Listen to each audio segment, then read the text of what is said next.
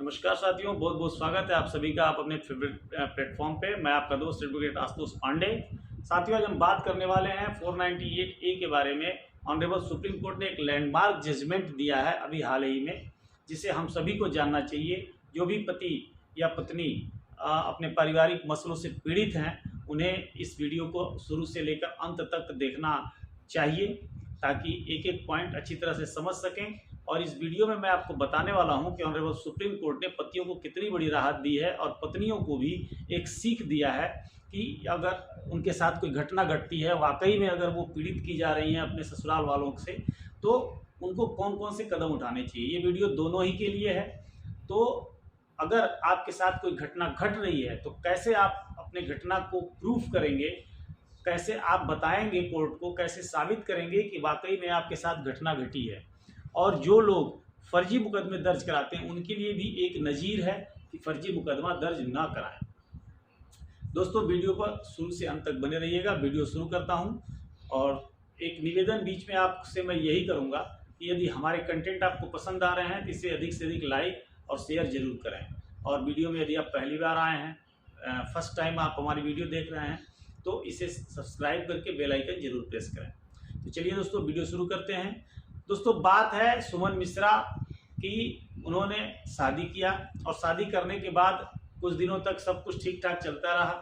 ठीक ठाक चलते रहने के बाद बीच में कुछ खटपट हुई, और खटपट इतनी बढ़ गई, वैचारिक मतभेद इतना बढ़ गया, समस्याएं इतनी बढ़ गई कि दोनों का आपस में एक साथ रहना दूभर हो गया, मुश्किल हो गया। तो जब दूभर और मुश्किल हो गया दोस्तों, तो पति ने क्या किया, पत्नी को मायके भेज दिया। और मायके भेजने के बाद इन्होंने 13 हिंदू मैरिज एक्ट के तहत एक तलाक का पिटीशन दाखिल किया अपने डिस्ट्रिक्ट कोर्ट में। डिस्ट्रिक्ट कोर्ट में तलाक का पिटीशन दाखिल करने के बाद सम्मन नोटिस जैसी प्रक्रिया जो होती है वो प्रक्रिया हुई। प्रक्रिया होने के बाद पत्नी ने अपीयर नहीं किया, और नॉन अपीयरेंस में पति के पक्ष में एक एक्स पार्टी हो गई, और एक्स पार्टी डिक्री भी उन्हें मिल गई। डिक्री मिलने के बाद पति ने दूसरी शादी कर ली। दूसरी शादी करने के बाद अपना दाम्पत्य जीवन और भोग भुगुत वो अपना करने लगे, सुचारू रूप से उनका जीवन चलने लगा। कुछ दिन होने के बाद पत्नी ने क्या किया, पति के खिलाफ और पति के घर वालों के खिलाफ, जिसमें अपनी सास, ससुर, अपने देवर के खिलाफ एक मुकदमा दर्ज कराया, जो 498A, 354 और 376 के अंतर्गत मुकदमा दर्ज हो गया। मुकदमा दर्ज होने के बाद पति और उसके घर वालों को जब पुलिस ने अप्रोच किया, तो उन्होंने कहा कि भाई, हमने तो इस तरह का कोई घटना कारित ही नहीं किया है। तो पति और उसके घर वाले ऑनरेबल हाई कोर्ट गए। हाई कोर्ट जाने के बाद हाई कोर्ट से उन्हें कोई रिलीफ नहीं मिली। उन्हें कहा गया कि भाई, आपने उसे पीड़ित किया है अपनी पत्नी को, तो आपके खिलाफ विवेचना बनता है, आपके खिलाफ जांच होनी चाहिए, और आप लोग जांच में सहयोग करें। यह करते हुए उसका क्वेसिंग पिटीशन जो था, FIR quashing petition, honourable high court ने डिसमिस कर दिया। डिसमिस हो जाने के बाद पति और उसके घर वाले सुप्रीम कोर्ट चले गए, और सुप्रीम कोर्ट में अपनी क्वेसिंग, FIR क्वेसिंग की पिटीशन दाखिल किया, प्रस्तुत किया। ऑनरेबल सुप्रीम कोर्ट ने केस को बहुत गहराई से स्टडी किया दोस्तों। बहुत गहराई से स्टडी करने के बाद ऑनरेबल सुप्रीम कोर्ट ने 3 महत्वपूर्ण आधार बताए, और उन्हीं आधार पे ऑनरेबल सुप्रीम कोर्ट ने पति के पिटीशन पे विचार करते हुए ये लैंडमार्क जजमेंट दिया है, जो 2025 का सबसे महत्वपूर्ण जजमेंट कहा जाएगा।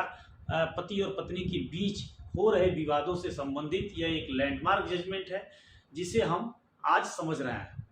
दोस्तों, ये 3 जो महत्वपूर्ण और ठोस आधार ऑनरेबल सुप्रीम कोर्ट ने बताए, ये आधार हम सभी को आगे काम आ सकते हैं, या जिसके भी विवाद कोर्ट में चल रहे हैं, या जो भी इस तरह के मामलों में उलझा हुआ है, उन सभी के लिए यह एक बहुत ही महत्वपूर्ण और शानदार जजमेंट है ऑनरेबल कोर्ट का, ऑनरेबल सुप्रीम कोर्ट का। तो इसे ध्यान से सुनिए कि क्या स्टडी किया ऑनरेबल सुप्रीम कोर्ट ने, और कितनी माइन्यूटली इन चीज़ों को ढूंढ करके उस FIR से निकाला। ऑनरेबल सुप्रीम कोर्ट ने FIR की स्टडी की, और केस को स्टडी, चार्जशीट और पुलिस की विवेचना को स्टडी करने के बाद यह निर्णय दिया कि सबसे पहला और प्रमुख आधार ये था कि जब पति के द्वारा पत्नी के खिलाफ 13 हिंदू मैरिज एक्ट के तहत तलाक या डाइवोर्स का जब पिटीशन दाखिल किया गया था, और उसमें जब पति के द्वारा दाखिल पिटीशन कोर्ट के माध्यम से जब नोटिस गया था पत्नी के पास, तो पत्नी उसमें अपीयर नहीं हुई। तो ये फॉल्ट किसका है, पति का या पत्नी का? पत्नी का, यानी विपक्षी का।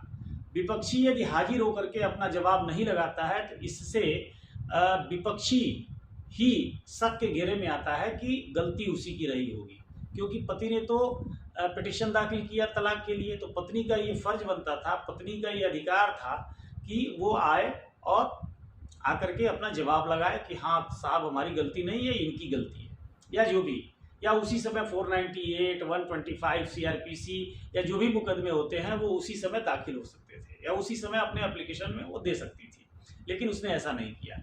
इसलिए ऑनरेबल सुप्रीम कोर्ट ने सोचा कि इसमें गलती कहीं न कहीं विपक्षी यानी पत्नी की है। इसलिए एक प्रमुख आधार उन्होंने बनाया कि at the time of filing of the petition of divorce पत्नी अपीयर नहीं हुई और नॉन अपीयरेंस में एक्सपार्टी हुई है। इसका मतलब है कि पति दोषी नहीं है, पत्नी दोषी है। तो क्वेसिंग का विचार उसने वहीं पर बना लिया। दूसरा जो ठोस आधार था दोस्तों वो ये था कि जब पति के द्वारा डाइवोर्स प्राप्त कर लिया गया, डाइवोर्स की डिक्री जब पति को प्राप्त हो गई और उसने शादी कर लिया, तो काफ़ी लंबे अंतराल के बाद पत्नी ने अपने पति के ऊपर 498, 354 और 376 के तहत मुकदमा दर्ज कराया है। यानी कि एक सोची समझी चाल है, एक अधिवक्ता एक वकील से मिल करके बखूबी सोच समझ करके पढ़ लिख करके ये मुकदमा दर्ज कराया गया है जो फर्जी है। Prima facie honourable supreme court ने कहा कि ये मुकदमा फर्जी है। तो उसने दूसरा आधार बनाया कि जब आपके साथ कोई घटना घटी तो घटना घटने और मुकदमा दर्ज कराने दोनों के बीच में जो गैप है वो बहुत लंबा है, बहुत बड़ा गैप है, बहुत लंबे अंतराल के बाद आपके द्वारा मुकदमा दर्ज कराया गया है। तीसरा दोस्तों सबसे इम्पॉर्टेंट पॉइंट, तीसरा जो इम्पॉर्टेंट पॉइंट था ऑनरेबल सुप्रीम कोर्ट ने फाइंड आउट किया, उसमें सुप्रीम कोर्ट ने कहा कि मेरे ही द्वारा यानी कि ऑनरेबल सुप्रीम कोर्ट के द्वारा ही एक पुराने जजमेंट इकबाल अली इलियास बाबा वर्सेज उत्तर प्रदेश सरकार के मामले में ऑनरेबल सुप्रीम कोर्ट ने पहले ही एक जजमेंट दे रखा था कि जब भी कोई महिला पीड़ित होती है अपने ससुराल में, उसके साथ कोई अप्रिय घटना घटती है, उसे मारा पीटा जाता है दहेज के लिए या किसी भी चीज़ के लिए उसे प्रताड़ित किया जा रहा हो, पति पत्नी, पति के द्वारा, सास ससुर के द्वारा, देवर के द्वारा, या उसके खिलाफ कोई इस तरह का साजिशन व्यवहार किया जा रहा है, उसे मानसिक रूप से या शारीरिक रूप से पीड़ित किया जा रहा है, और पत्नी यदि मुकदमा दर्ज करा रही है तो उस एफआईआर में पीड़ा पहुंचाने या उसके साथ मारपीट करने का समय और तिथि दोनों ही निश्चित होना चाहिए। ये एक landmark judgment honourable supreme court ने पीछे दे रखा था। तो उस जजमेंट का हवाला देते हुए ऑनरेबल सुप्रीम कोर्ट ने तीसरा पॉइंट ये कहा कि अपने देवर के ऊपर जो रेप केस का जो एलिगेशन लगाया गया है पत्नी के द्वारा वो सरासर झूठा है, क्योंकि इसके पहले भी एक जजमेंट ऑनरेबल सुप्रीम कोर्ट ने दिया था इकबाल अली वाले में, और इस प्रकार का कोई इसमें कंटेंट नहीं दिया गया है कि फला डेट में, फला तिथि में, फला समय पर अपने देवर के द्वारा इस महिला के ऊपर कोई रेप अटेम्प्ट किया गया है, कोई इसे प्रताड़ित करने का प्रयास किया गया है। दोस्तों इस प्रकार आपने देखा ऑनरेबल सुप्रीम कोर्ट ने किस प्रकार जो है सुमन मिश्रा वर्सेज उत्तर प्रदेश सरकार के केस में दूध का दूध और पानी का पानी कर दिया, और क्वेसिंग पिटीशन एक्सेप्ट करते हुए पति और पति के परिवार वालों के खिलाफ दर्ज हुए मुकदमे को खारिज किया, और पुलिस को निर्देश दिया कि इस मुकदमे को एफआईआर लगा करके समाप्त कर दिया जाए, क्योंकि इस प्रकार का कोई केस, कोई एलिगेशन पति और उसके परिवार वालों पे नहीं बनता है, ये टोटल फर्जी मुकदमा है। तो इसमें दो चीज़ें आती है दोस्तों। पहला पतियों के लिए कि यदि आप इस तरह की पीड़ा से पीड़ित हैं या किसी पत्नी के द्वारा, अपनी पत्नी के द्वारा यदि आपके ऊपर किसी भी प्रकार का झूठा मुकदमा दर्ज कराया गया है, तो एफआईआर को पढ़ने के बाद आप ये चीज़ें नोट डाउन कर लें, ताकि आपको सुप्रीम कोर्ट न जाना पड़े। आप हाई कोर्ट के सामने जब आप क्वेसिंग पिटीशन दाखिल करते हैं तो वहाँ आर्ग्यू वगैरह के समय आप ये चीज़ें ऑनरेबल कोर्ट के समक्ष ला सकते हैं। आप अपने एप्लीकेशन में ये चीज़ें दिखा सकते हैं, बोल सकते हैं। कौन सी चीज़ें?